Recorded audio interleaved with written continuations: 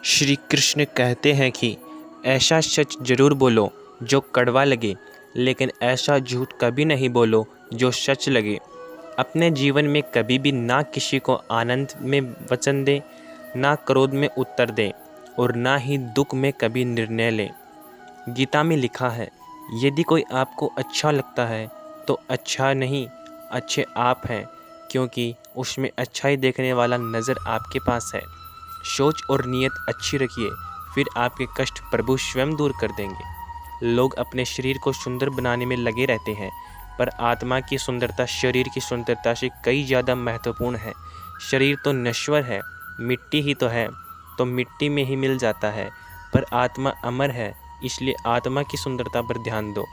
दोस्तों, इंसान की सोच ही उसकी सबसे बड़ी सह पहचान होती है, वरना दुनिया में एक नाम तो अनेक इंसान है। उस इंसान की मंजिल में भटक जाना तय है जिसकी संगत में नकारात्मक लोग रहते हैं।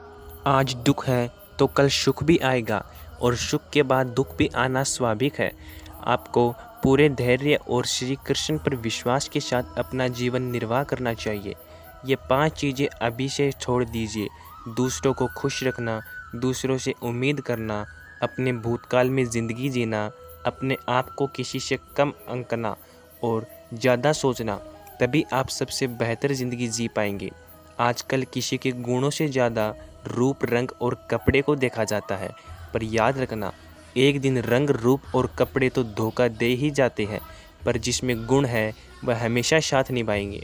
दोस्तों, श्री कृष्ण कहते हैं, जो व्यक्ति किसी दूसरे के चेहरे पर हंसी और जीवन में खुशी लाने की क्षमता रखता है, ईश्वर उसके चेहरे पे कभी हंसी और जीवन खुशी का कम नहीं होने दे।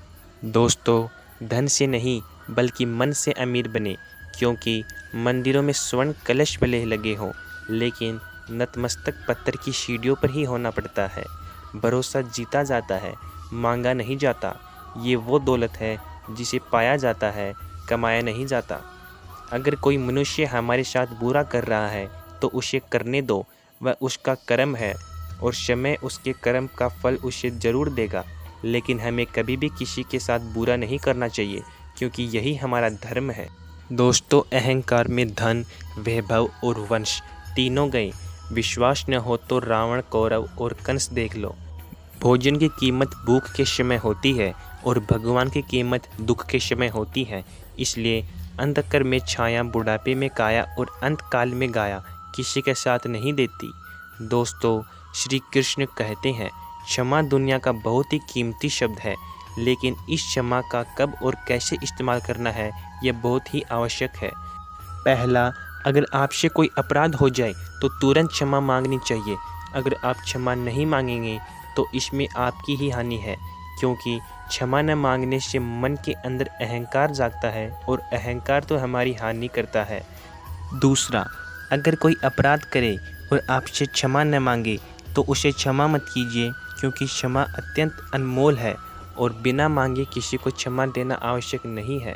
तीसरा, यदि कोई आपके साथ अपराध करे, अनुचित करे, तो बाद में क्षमा मांगे तो उसे क्षमा कर दीजिए। इसमें आपके भीतर की करुणा जागेगी, प्रेम जागेगा और ये आपके लिए खुश है।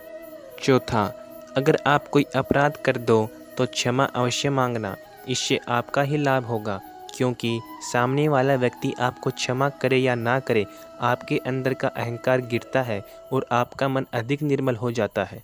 दोस्तों, श्री कृष्ण कहते हैं, जिनके साथ बात करने से ही खुशी दोगुनी हो और दुख आधा हो, वो अपना है, बाकी सब दुनिया ही है। दुनिया के ये 4 स्थान जो कभी भरते ही नहीं है: समुंदर, इच्छा का घड़ा, शमशान और मनुष्य का मन। कभी भी किसी भी रिश्ते का गलत इस्तेमाल मत करना, क्योंकि रिश्ते तो बहुत मिल जाएंगे, पर ज़िंदगी में अच्छे लोग बार बार नहीं मिलेंगे। यदि हमारी नीयत अच्छी और मकसद सही है तो किसी न किसी रूप में ऊपर वाला भी हमारी मदद करता ही है। जब हम प्रार्थना करते हैं तो ईश्वर हमारे कहने से ज़्यादा सुनता है जितना हम पूछते हैं, उससे ज़्यादा जवाब देता है जितना हम कल्पना करते हैं, उससे ज़्यादा अपने समय में और अपने तरीके से देता है। दोस्तों, जीवन में वाणी को संयम में रखना अनिवार्य है, क्योंकि वाणी से दिए हुए गाँव कभी भरे नहीं जा सकते। जीवन में कभी मौका मिले तो किसी के लिए सारथी बनना स्वार्थी नहीं। श्री कृष्ण कहते हैं, जीवन में कितना भी बुरा समय आए लेकिन हमेशा परिवार के साथ ही रहें, क्योंकि सुख आएगा तो बढ़ेगा और दुख आएगा तो बढ़ेगा।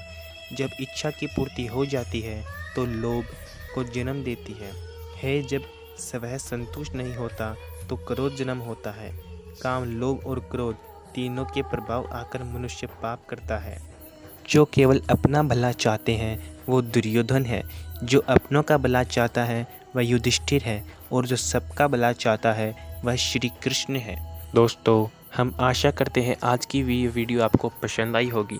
यदि ये वीडियो आपको पसंद आई तो सब्सक्राइब कर लीजिए हमारा चैनल हिंदू एडिट्स और लाइक कर दीजिए इस वीडियो को। मिलते हैं अगली और वीडियो में, तब तक के लिए जय श्री कृष्ण दोस्तों। राधे राधे दोस्तों।